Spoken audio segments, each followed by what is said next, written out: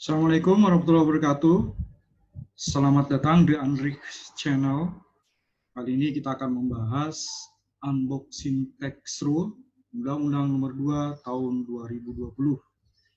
Oke, kita mulai saja unboxing tax rule undang-undang tersebut. Kita akan cari aturannya terlebih dahulu. Adanya di situs Ditjen Pajak, guys. Buka dulu pajak.go.id.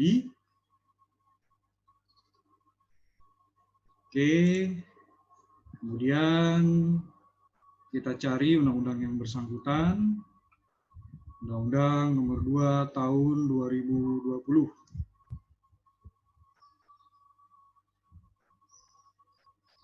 Belum terbuka. Nah, di sini Direktorat Jenderal Pajak sudah menyediakan beberapa peraturan baru yang berlaku di tahun 2020 ini. Oke, kita cari dulu, kemudian kita akan unboxing undang-undang yang bersangkutan. Nah, sebagai informasi guys, undang-undang ini merupakan perundang-undangan dari Perpu nomor 1 tahun 2020. Dua-duanya kita akan unboxing karena itu saling terkait.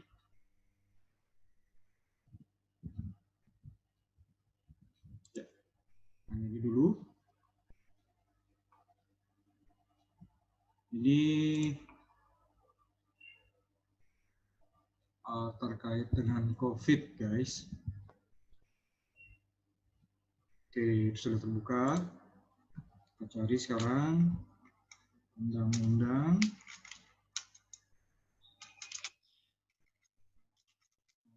Nomor 2 Tahun 2020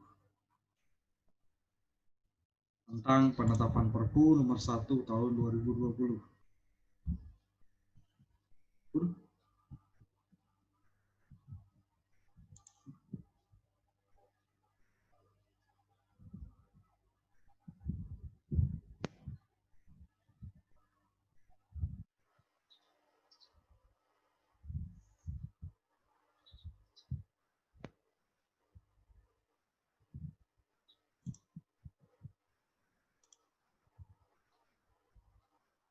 Oke. Ini tersedia di banyak situs ya guys. Kita bisa cek satu persatu. Sini banyak, tapi sepertinya dari pemerintahan malah tidak terlalu detail ya. Oke. Ini ada pemerintahan paling dekat, BPK. Kita buka saja yang BPK.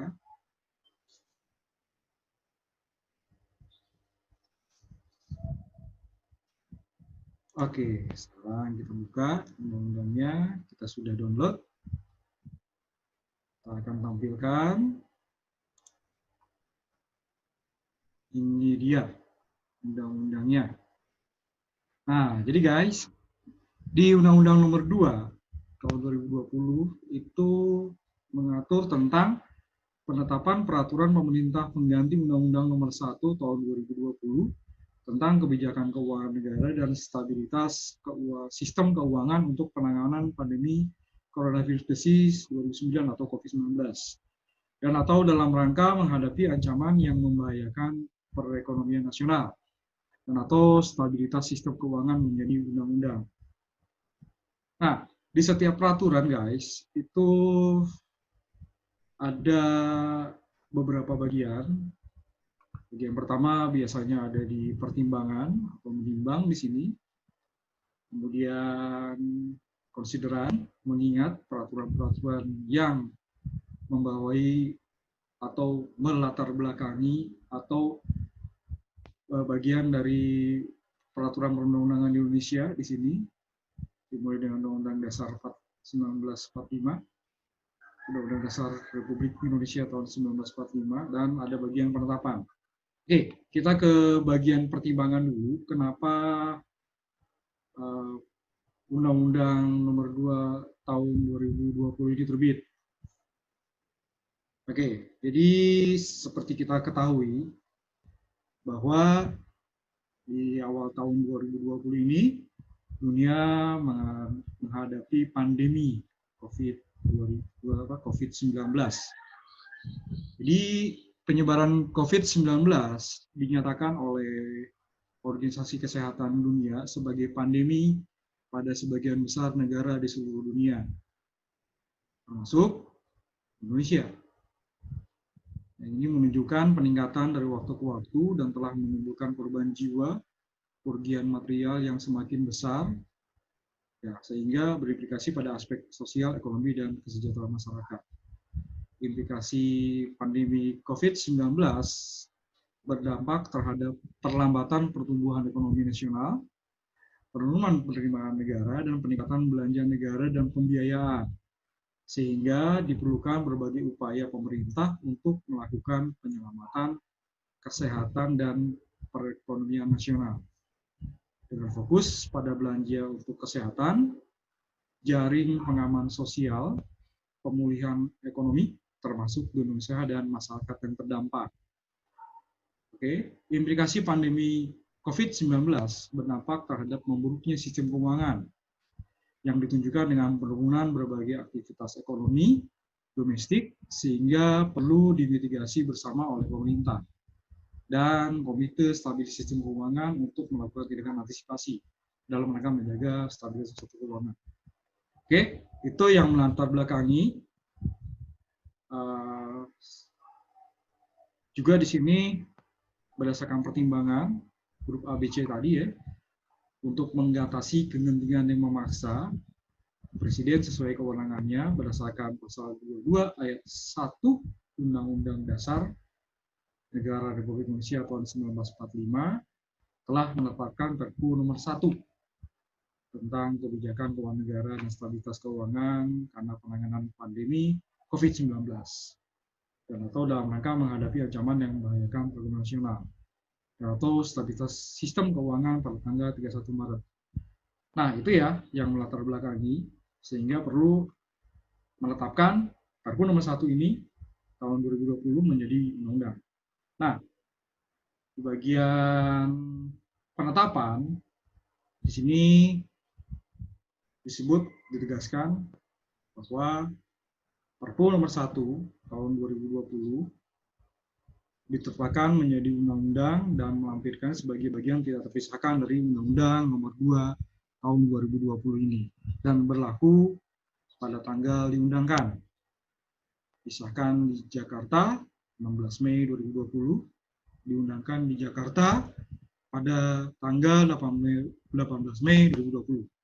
Oke, itu yang pertama terkait dengan pengundangan Perpu nomor 1. Sekarang kita akan kupas ke Perpu nomor 1 tahun 2020. Tapi sesuai dengan namanya, kita sekarang ada di program Unboxing Tax Rule. Perpu nomor 1 tadi kita hanya akan bahas 10 menit terkait pajak saja. Karena tadi kan kita bisa lihat sendiri di Undang-Undang Nomor 2 tahun 2020 itu tidak hanya membahas pajak, tapi bagaimana terkait dengan penanganan pandemi yang menimbulkan perlambatan perekonomian dan lain sebagainya. Oke, sekarang kita akan meningkat. Kita akan membahas Unboxing Tax Rule terkait dengan Indonesian Tax COVID-19 Policy di Perpu nomor 1. Oke, tetap saksi. Baik, langsung saja kita buka Perpu nomor 1 tahun 2020. Oke.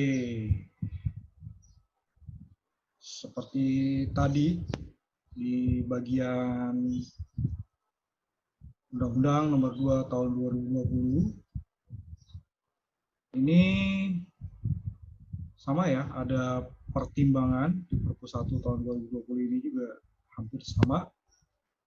Bagian pertimbangannya penyebaran COVID-19 dinyatakan oleh Organisasi Kesehatan Dunia sebagai pandemi, meningkatkan terjadi peningkatan dari waktu ke waktu, menimbulkan korban jiwa dan kerugian material dan sebagainya. Ini pertimbangannya sama Perpu 1 ini dengan Undang-Undang Nomor 2 Tahun 2020. Nah, di sini guys, sama ya tadi ya, bahwa karena berdasarkan kegentingan memaksa, memberi kewenangan kepada Presiden untuk menetapkan Perpu sebagaimana diatur dalam Pasal 22 ayat 1 Undang-Undang Dasar Negara Republik Indonesia tahun 1945. Nah, di sini guys, kita langsung saja ke bagian penetapan. Ada bagian ruang lingkup di bab pertama. Disebutkan ruang lingkup dari Perpu 1 tahun 2020 ini apa saja, yaitu untuk memenuhi kebutuhan penyelenggaraan pemerintahan negara, disusun anggaran pendapatan dan belanja negara (APBN) terdiri atas anggaran pendapatan negara, anggaran belanja negara, dan pembiayaan anggaran. Untuk melaksanakan anggaran pendapatan dan belanja negara, telah pada ayat 1, sebagaimana pada ayat 1 ditetapkan Undang-Undang Nomor 20 tahun 2019 tentang anggaran pendapatan dan belanja negara tahun anggaran 2020. Nah, ini mulai masuk kebijakannya di ayat 3. Untuk melaksanakan anggaran pendapatan belanja negara pada ayat 1 ayat 2 dalam rangka penanganan pandemi COVID-19 dan atau menghadapi ancaman yang membahayakan perekonomian nasional dan atau stabilitas sistem keuangan, perlu menetapkan kebijakan keuangan negara dan kebijakan stabilitas sistem keuangan. Di sini kebijakan tersebut meliputi kebijakan pendapatan negara, termasuk kebijakan di bidang perpajakan, kebijakan belanja negara, termasuk kebijakan di bidang keuangan daerah, dan kebijakan pembiayaan. Stabilitas sistem keuangan meliputi kebijakan untuk penanganan permasalahan lembaga keuangan yang membahayakan perekonomian nasional dan atau stabilitas sistem keuangan. Oke, kita langsung saja ke bagian pajak. Karena di sini kita unboxing tax rule, jadi kita hanya akan membahas bagian pajaknya saja. Oke, kita langsung ke bagian kedua, masih kebijakan keuangan. Nah, ini dia, ada di bagian ketiga, itu kebijakan di bidang perpajakan. Ruang lingkupnya kebijakan di bidang perpajakan dalam Perpu Nomor 1 tahun 2020 ini itu meliputi penyesuaian tarif PPh WP Badan Dalam Negeri dan BUT bentuk usaha tetap, perlakuan perpajakan dalam kegiatan perdagangan melalui sistem elektronik atau PMSE, perpanjangan waktu pelaksanaan hak dan pemenuhan kewajiban perpajakan. Jadi dari sisi pajak hanya 3. Yang keempat ini bidang kepabianan. Kita tidak akan bahas karena di sini berbeda signifikan ya antara pajak dan kepabianan. Oke, ruang lingkupnya itu ada 3. Perubahan tarif PPh, WP Badan, dan BUT, perlakuan pajak PMSE, dan perpanjangan waktu pelaksanaan hak dan pemenuhan kewajiban perpajakan. Oke, yang pertama di pasal 5, kita cek di pasal 5 itu adanya perubahan tarif bagi WP Badan, ya, WP Badan dan BUT disebut di pasal 4 ayat 1 huruf A berupa penurunan tarif pasal 17 ayat 1 huruf B Undang-Undang mengenai pajak penghasilan atau Undang-Undang PPh. Jadi di Undang-Undang PPH di pasal 17 ayat 1 huruf B itu tarif PPH WP Badan flat 25%. Nah, untuk tahun 2020 dan tahun 2021 tarif WP Badan dan BUT itu menjadi sebesar 22%. Dan mulai tahun 2002, berlaku mulai 2002, tarifnya menjadi sebesar 20%. Penurunan tarif juga diberikan khusus bagi wajib pajak dalam negeri berbentuk perseroan terbuka dengan jumlah keseluruhan saham disetor diperdagangkan pada bursa efek di Indonesia paling sedikit 40% dan memenuhi persyaratan tertentu dapat memperoleh tarif sebesar 3% lebih rendah dari tarif pada ayat 1 huruf A dan B yang tadi sudah disebut. Jadi untuk wajib pajak yang tadi sudah disebut ya, dapat penurunan tarif 3%. Untuk tahun 2020 dan tahun 2021 dia dapat penurunan tarif 3%, berarti sekitar 19% ya. 19% untuk 2020 dan 2021. Sementara mulai tahun 2002 bagi mereka yang tadi ini yang disebut di pasal 5 ayat 2 Perpu nomor 1 tahun 2020, mulai tahun 2002 dia mendapat tarif 17%. Nah, tapi untuk yang ini bagi mereka yang memenuhi persyaratan tertentu, WP pasaran terbuka dan jumlah seluruh saham disetor perdagangan di Bursa Efek Indonesia minimal 40%, itu diatur dengan atau berdasarkan peraturan pemerintah. Tidak ada khusus, guys. Nanti kita akan kupas lagi untuk peraturan pemerintahnya. Oke, itu tadi bagi yang pertama ya, penurunan tarif bagi wajib pajak badan dalam negeri dan bentuk usaha tetap. Bagian kedua dari Perpu ini terkait dengan kebijakan perpajakan, ini perlakuan pajak dengan kegiatan perdagangan melalui PMSE.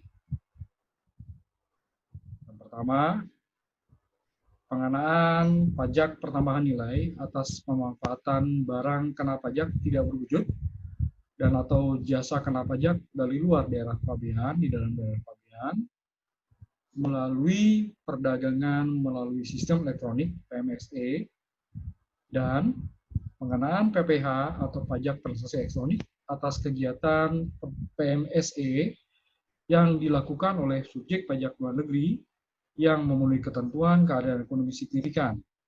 Jadi di sini dikenakan perlakuan pajak yang sebelumnya bisa dibilang mereka tidak. Nah, pengenaan PPN atas muatan BKP diwujud atau JKP dari wilayah pabean di dalam daerah pabean, dari wilayah pabean di dalam daerah pabean melalui PMSE mengikuti ketentuan yang dimaksud dalam undang-undang mengenai pajak pertambahan nilai barang dan jasa dan pajak penjualan atas barang mewah. Jadi dikembalikan ke peraturan induknya ya di Undang-Undang PPN. Pajak pertambahan nilai yang dikenakan atas pemanfaatan BKP diwujud dan atau JKP di luar daerah pabean di dalam daerah pabean dipungut, disetor, dan dilaporkan oleh pedagang luar negeri, penyedia jasa luar negeri, penyelenggara perdagangan melalui sistem elektronik atau PPMSE luar negeri, dan atau PPMSE dalam negeri yang ditunjuk oleh Menteri Keuangan. Jadi ini berkonsep ya, memang kalau baru konsep ini kita butuh lagi peraturan pelaksananya. Kebetulan juga sudah terbit dan saat ini diupload ke YouTube sudah berlaku, sudah ada. Sudah ditetapkan, tapi berlakunya nanti di bulan Juli atau ada isu katanya di bulan Agustus malah. Kita lihat aja nanti ya. Oke, selanjutnya PPMSE merupakan pelaku usaha penyedia sarana komunikasi elektronik yang digunakan untuk transaksi perdagangan. Sementara pedagang luar negeri atau penyedia jasa luar negeri merupakan orang pribadi atau badan yang bertempat tinggal atau bertempat kedudukan di luar daerah pabean yang melakukan transaksi dengan membeli barang atau pengembang jasa dan pabean melalui sistem elektronik. Nah, pedagang luar negeri, penyedia jasa luar negeri atau penyelenggara perdagangan melalui sistem elektronik luar negeri yang memenuhi ketentuan kehadiran ekonomi signifikan dapat diperlakukan sebagai BUT dan dikenakan PPh. Jadi mereka dipersamakan ya sebagai BUT dan akan dikenakan PPh. Jadi ini ada dua pengenaan pajaknya tadi ya. Ada yang dikenakan PPN atas pemasaran benda wujud atau jika kedua pabean dan benda pabean melalui PMSE dan PPh atas pajak transaksi ekonomi atas kegiatan PMSE. Tapi ada kehadiran ekonomi signifikan. Jadi untuk PPh-nya mereka diperlakukan sebagai BUT dan dikenakan PPh. Nah, kehadiran ekonomi signifikan itu dapat berupa peredaran bruto, konsolidasi grup usaha sampai dengan jumlah tertentu, penjualan di Indonesia sampai dengan jumlah tertentu, dan atau pengguna aktif media digital di Indonesia sampai dengan jumlah tertentu. Kita cek aja nanti ya, apa aja sih di peraturan pelaksananya nanti untuk 3 jenis ini. Ya, karena di sini kata-katanya dan atau. Berarti bisa ABC ketiga-tiganya atau bisa juga salah satu, guys. Dalam hal penetapan BUT tidak dapat dilakukan karena penerapan perjanjian dengan pemerintah negara lain dalam rangka penghindaran pajak berganda, pencegahan penggelapan pajak, pedagang luar negeri, penyedia jasa luar negeri, atau PPMSE luar negeri yang memenuhi ketentuan kehadiran ekonomi signifikan dan dikenakan pajak transaksi elektronik. Di pajak transaksi elektronik dikenakan atas transaksi penjualan barang atau jasa dari luar Indonesia melalui PMSE kepada pembeli atau pengguna di Indonesia yang dilakukan oleh subjek pajak luar negeri, baik langsung maupun melalui PMSE luar negeri. PPh atau pajak transaksi elektronik dibayar dan dilapor oleh pedagang luar negeri, penyedia jasa luar negeri, dan atau PPMSE luar negeri. Pedagang luar negeri, penyedia jasa luar negeri, PPMSE luar negeri dapat menunjuk perwakilan yang berkedudukan di Indonesia untuk memungut, menyetor, melapor PPN yang terutang dan atau memenuhi kewajiban PPh atau pajak transaksi elektronik beserta tarif, dasar pengenaan dan tata cara penghitungan PPh dan pajak transaksi elektronik diatur atau berdasarkan peraturan pemerintah. Salah juga sudah ada ya peraturan pemerintahnya ya. Kita akan bahas di kesempatan berikutnya untuk peraturan pelaksana dari PMSE ini. Bisa peraturan Menteri Keuangan, bisa juga peraturan pemerintahnya. Oke, ketentuan lebih lanjut mengenai tata cara penunjukan pemungutan, penyetoran, pelaporan PPN, kehadiran ekonomi signifikan, tata cara pembayaran pelaporan PPh atau pajak transaksi elektronik, dan tata cara penunjukan perwakilan diatur dengan peraturan Menteri Keuangan. Oke, kita lanjutkan lagi di sini. Ini lumayan banyak ya, karena baru kali ini untuk platform-platform yang selama ini bisa dibilang mereka seperti bebas pajak ya. Bahkan beberapa waktu yang lalu ramai penagihan kepada platform-platform tersebut ya. Bisa penyedia jasa streaming atau marketplace yang kebetulan, bahkan bukan kebetulan ya, mereka menggrab pasar di sini, entah berupa pemasangan iklan dan lain sebagainya gitu ya. Nah selama ini bisa dibilang mereka tidak membayar pajak. Jadi inilah saatnya kita menggrab mereka gitu ya. Dan ya bayar pajak sama seperti kita sebagai subjek pajak dalam negeri yang punya kewajiban untuk menyetor, melapor, atau membayar pajak di Indonesia. Oke, pedagang luar negeri, penyedia jasa luar negeri, PMSE luar negeri, PMSE benar ya, PPMSE luar negeri, dan atau PPMSE dalam negeri yang tidak memenuhi ketentuan pada pasal 6 ayat 3 dan pedagang luar negeri, penyedia jasa luar negeri dan atau PPMSE luar negeri yang tidak melakukan tadi tersebut dikenai sanksi administrasi sesuai dengan Undang-Undang KUP atau Undang-Undang Nomor 6 Tahun 83 tentang KUP tadi ya, dibatalkan dengan Undang-Undang Nomor 16 Tahun 2009. Ketentuan mengenai penetapan penagihan upaya hukum atas pengenaan PPN atas pemanfaatan BKP wujud atau JKP dari daerah pabean di dalam daerah pabean melalui PMSE serta pengenaan PPh atau pajak transaksi elektronik atas subjek pajak luar negeri yang memenuhi ketentuan ekonomi signifikan, keahlian ekonomi signifikan dilaksanakan sesuai dengan Undang-Undang KUP lagi. Undang-Undang Nomor 6 Tahun 83 dibuat lagi dengan Undang-Undang Nomor 16 Tahun 2009. Terhadap pelaku kegiatan PMSE, selain dikenai sanksi administrasi, juga dikenai sanksi berupa pemutusan akses setelah diberi teguran. Oke, pemutusan akses ini akan dilakukan bila tidak dipenuhi sampai dengan batas waktu yang ditentukan dalam teguran. Nah, ini juga memberi kewenangan ya kepada menteri yang menyelenggarakan urusan pemerintah di bidang komunikasi dan informatika untuk melakukan pemutusan akses berdasarkan permintaan dari Menq Keuangan. Ketentuan mengenai tata cara pemutusan akses dilaksanakan sesuai dengan ketentuan peraturan perundang-undangan di bidang informasi dan transaksi elektronik. Oke, di sini pemberian teguran, permintaan pemutusan akses diatur lebih lanjut dengan peraturan Menteri Keuangan. Nah, yang ketiga atau terakhir ya di bidang pajak di Perpu ini, Perpu nomor 1 tahun 2020, itu adalah adanya pemberian kemudahan dalam pelaksanaan hak atau pemenuhan kewajiban perpajakan akibat adanya pandemi COVID-19. Nah, di sini yang pertama,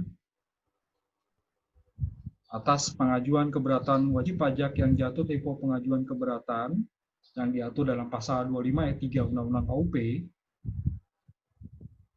ya, berakhir dalam periode keadaan kahar akibat pandemi COVID-19, jatuh tempo pengajuan keberatan diperpanjang paling lama 6 bulan. Jadi di sini dilihat adalah pengajuan keberatannya apakah masuk dalam periode kahar pandemi COVID-19 atau tidak. Kalau iya, akan diperpanjang paling lama 6 bulan. Kita akan lihat nanti ya. Ini juga sudah ada peraturan pelaksanaannya, guys. Nanti kita akan kupas lagi di unboxing tax rule berikutnya, di program berikutnya.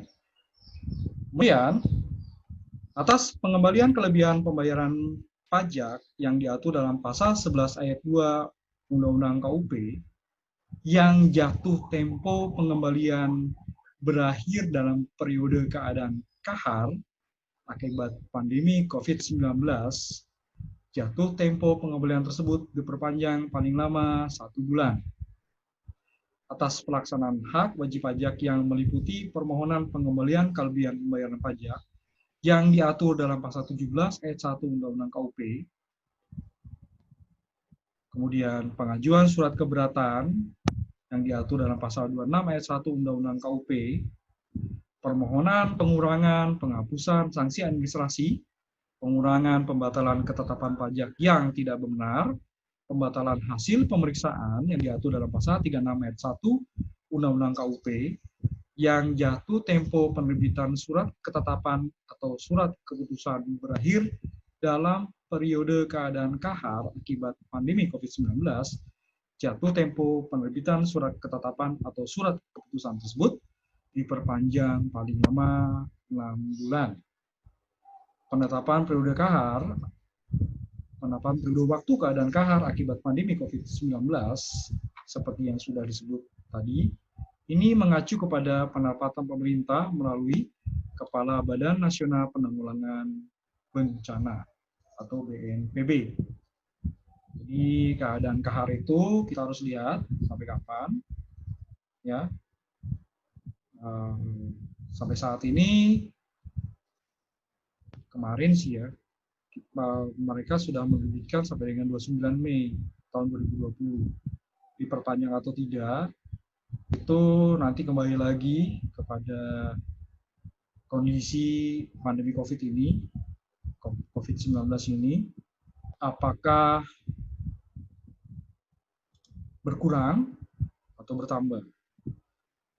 Jadi di beberapa peraturan pelaksanaan dari Undang-Undang Nomor 20 juga Perpu Nomor 1 tahun 2020 ini, Undang-Undang Nomor 2 tahun 2020 dan Perpu Nomor 1 tahun 2020, itu disebut bahwa yang namanya keadaan kahal akibat pandemi COVID ini bisa bertambah. Tapi ya kita tunggu saja peraturan pelaksanaan berikutnya. Jadi guys, itu dulu terkait dengan unboxing tax rule Indonesian Tax COVID-19 Policy, Undang-Undang Nomor 2 tahun 2020 dan Perpu Nomor 1 tahun 2020. Kita akan lanjutkan peraturan pelaksananya berbeda dari uraian ini. Oke, demikian bahasan peraturan terkait dengan COVID-19 ini. Sampai jumpa di video berikutnya. Terima kasih sudah menonton Andrik Channel. Akhir kata, Assalamualaikum warahmatullahi wabarakatuh.